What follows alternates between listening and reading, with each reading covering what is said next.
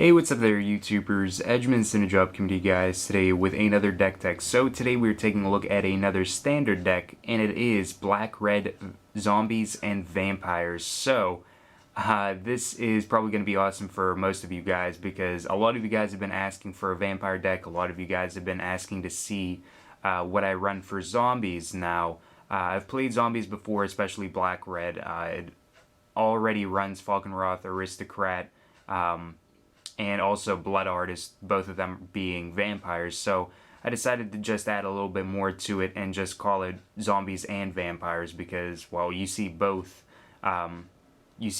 creature types in there. So I'm going to break this down for you guys. If you have any suggestions for deck decks you would like to see, please leave them in the comments down below. So the first thing that we're looking at here is the mana base. So we are running 23 lands in this deck. And the first one is Blackcleave Cliffs, so we're running a playset of it, giving us black or red. So enters the battlefield tapped unless you control 2 or fewer other lands. So playset of that. We have Dragonskull Summit, so enters the battlefield tapped unless you control a swamp or a mountain. Taps for black or red. So playset of that. Then we have Cavern of Souls, so when it enters the battlefield you choose a creature type, which in this case would either be vampire or zombie, and taps for 1 generic mana, and also taps for 1 mana of any color to your mana pool. Spend this mana only to cast a creature spell of the chosen type, and that spell can't be countered. So it's relevant with decks like Delver and Control. Anything that's running like Mana Leak or any type of counter spell that's going to be countering our creatures. That's what we want Cavern of Souls out for. So if we get 2, then we can name Zombie for one, we can name Vampire for the other one, and not really have to worry much about our stuff being countered, which sometimes is relevant. It's not always relevant, but it happens. So we're running 3 Cavern of Souls here to assure that our stuff doesn't get countered. It's not so much for mana fixing. When you're running a black-red deck like this, where it's black heavy for creatures and mainly red for other spells, there's no real need to mana fix. Then we have our basics, so we are running 11 swamps. So break this off, 4, 4, and 3.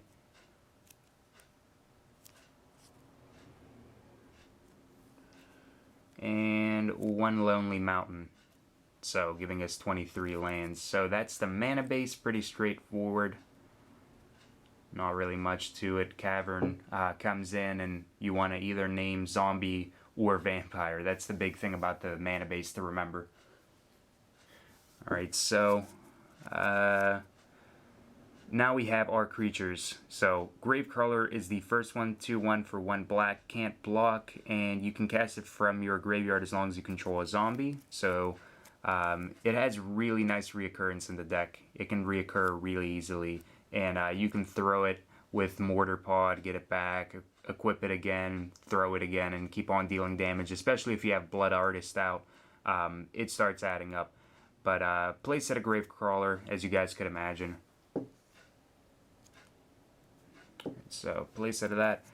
Next we have Diagraph Ghoul, so 2/2 for 1 black, enters the battlefield tapped.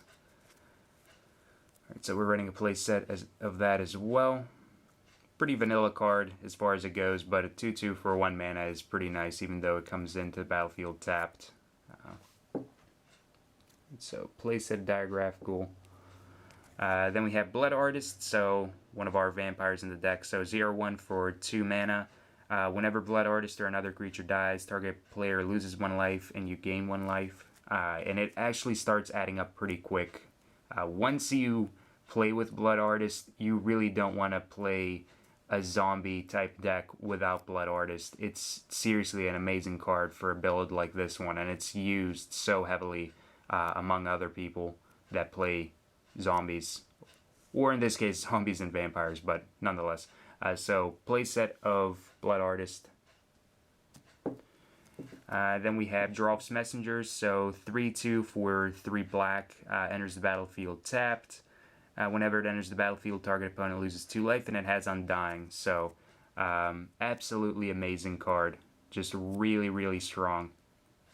So we're running a playset of him. And when it really comes down to it, the Gravecrawler, Diregraf Ghoul, Blood Artist, and Geralf's Messenger, if you're playing zombies, you seriously need to have a playset of each one of them. The deck is really going to be a lot more limited in what it can do if you're not running playsets of each. It's really standard with running it like that. I don't think I've really ever seen very many decks that don't try to run playsets. Next we have Vampire Nighthawk, so we're running 2 of these bad boys, so another vampire in the deck. So 2, 3 for 3, flying Death Touch, lifelink, just huge powerhouse. The nice thing about him is if there's a really huge creature that you want to get rid of, you can Mortar Pod and get rid of that creature if for some reason your opponent's not swinging in with it and using it as a blocker or something like that. You can do that and still gain 1 life back, but Vampire Nighthawk is just ridiculously awesome because of the Death Touch and lifelink. Lifelink just really, really helps out a lot in most like aggro matchups. So 2 of him. And we have Falkenrath Aristocrat, so 4/1 for 4 mana, and this is another card that is traditionally played with black-red zombies. So it's not really like I added it in just because it was a vampire. This card is great for zombie-type decks, even though it's a vampire. But we're running 3 of her, 4/1 for 4 mana, 2 generic, 1 black, 1 red. Flying, haste, sacrifice a creature, and she becomes indestructible until the end of the turn. If the sacrificed creature was a human, which it's not going to be in this case, put a +1/+1 counter on her. The great thing about her is just that she becomes indestructible. That is absolutely huge for a deck like this one, just because you can sack something, you can trigger off Blood Artist with it. If it's Gravecrawler, you can bring it back if you have another zombie, and she's going to be indestructible and swing in for 4, which is usually going to be blocked by some kind of a creature, but you basically just get to keep on blowing up stuff because she's going to be indestructible. So 3 of her. And then we have Phyrexian Metamorph, so we're only running 1 Phyrexian Metamorph.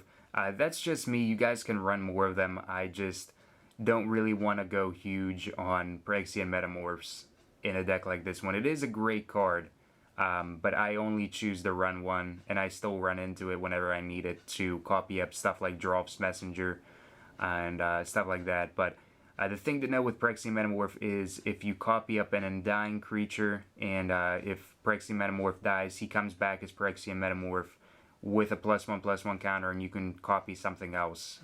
So keep that in mind. But Phyrexian Metamorph to copy up mainly Geralf's Messenger, but you can copy up other stuff like the Aristocrat or Vampire Nighthawk. It just depends on the situation. So non-creature spells, we have Mortar Pod, so we're running 2 of these. We get to throw one of our creatures, equip for 2, play for 2, and the creature gets +0/+1, and you can fling it, and it deals 1 damage to target creature or opponent.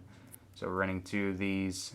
Really nice with Gravecrawler. You just get to keep on throwing it as many times as you can, really, as your mana would permit. So 2 Mortar Pod. We're running 1 Bonfire of the Damned. I really don't like playing Bonfire in a deck like this, but running it as a 1-of, it actually ends up being pretty good.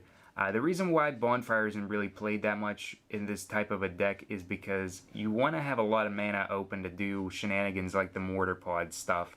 Especially like Mortar Pod, Blood Artist, and Gravecrawler already out there, and you have another zombie, and you can just keep on flinging.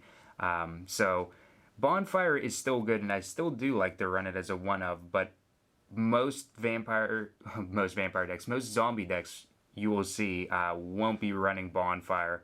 If anything in the sideboard, but most of them choose not to run it. So running 1 Bonfire just because I like to spice things up, and I do hit it a fairly decent amount, and it does become relevant here or there, but oftentimes I'll side it out against other matchups because it just doesn't do as much. Next we have Brimstone Volley, so really like this card.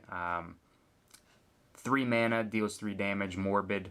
If a creature died during this turn, it deals 5 damage instead. So essentially you can just fling your stuff and deal 5 damage, or if you chump block, you can deal 5 damage. There's a lot of different scenarios, but Brimstone Volley essentially is, it's going to deal 5 damage in most cases.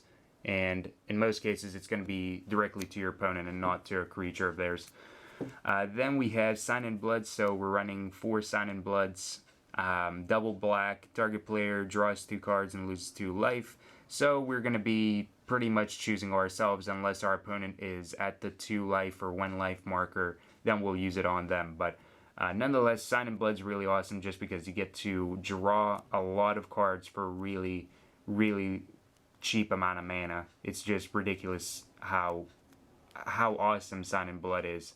So we're running a playset of Sign in Blood for sure. Then we have Go for the Throat. So we're running 2 Go for the Throat, destroy target non-artifact creature, which we don't really run into artifact creatures that much, so it's not a problem. So 2 of those for removal. And also 2 Tragic Slip again. Really good early game against other aggro decks that have creatures with 1 toughness. Gives them -1/-1 until the end of the turn. And Morbid, if a creature died during this turn, that creature gets -13/-13 instead. So that ends up being pretty huge. So you can kind of play around with that and try to pan out a strategy to get rid of a big bulky creature. So 2 Tragic Slips. So that about wraps up the Zombies and Vampires deck here. So if you guys enjoyed the deck tech, please be sure to give it a thumbs up. The entire deck list is down below where you guys can check it out and use it as a reference. And yeah, so that's pretty much it. Remember to like, favorite, and subscribe for more daily Magic the Gathering content. And as always, thank you guys for watching and have a wonderful, fun-filled Magic the Gathering day.